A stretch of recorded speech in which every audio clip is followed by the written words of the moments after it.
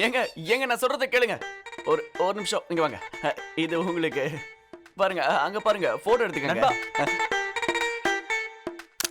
எடுத்தாச்சு நண்பா. நன்றிங்க.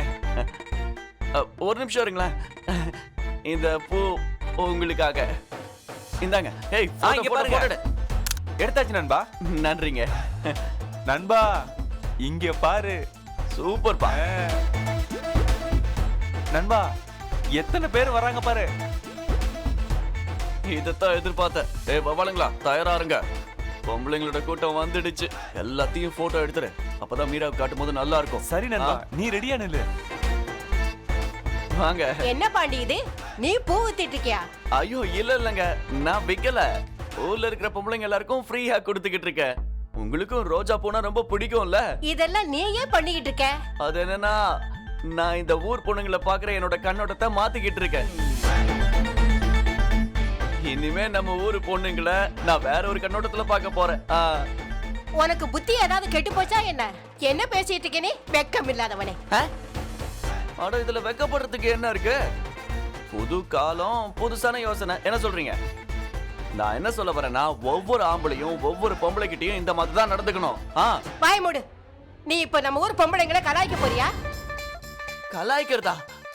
இல்ல இல்ல, நான் அதுக்காக இத பண்ணல. நான் இப்ப சொன்ன நீ பொம்பளைங்களை வேற கண்ணோட்டத்துல பாப்பேன்னு. ஆமாங்க, நான் என்ன சொல்ல வந்தேன்னா, பொம்பளைங்களை இது வரைக்கும் நான் ஒரு மரியாதையான கண்ணோட்டத்துல பாத்துட்டு இருந்தேன்.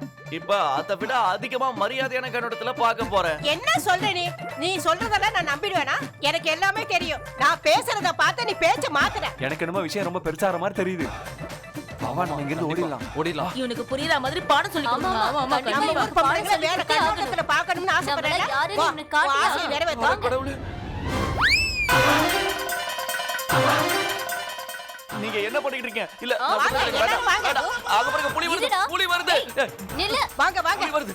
அவனுக்கு இன்னைக்கு பாடம் கத்துக்காம விட போறதே இல்ல. வாங்க சொல்லி கொடுத்து சின்ன பொண்ணுகளை தான் கலாச்சிட்டு இருந்தா இன்னைக்கு நம்மளே கலாய்க்க பார்க்கறான். சும்மாவே விடக்கூடாது.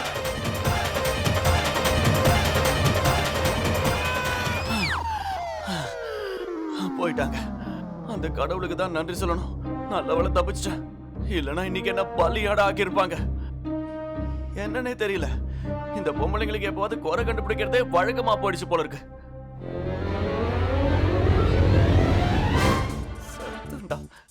இங்க பாருங்க, நான் சொல்ல வரது கேளுங்க. நீ என்ன மன்னிச்சிருங்க.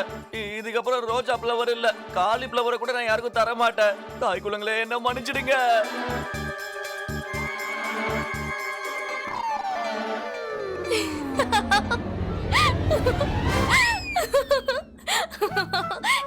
நீயும் உன்னோட முகமும்.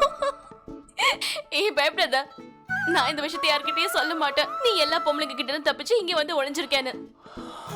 பாண்டி, எனக்கு ஒரு விஷயம் சொல்ல. நீ எந்த புக்ல படிச்ச?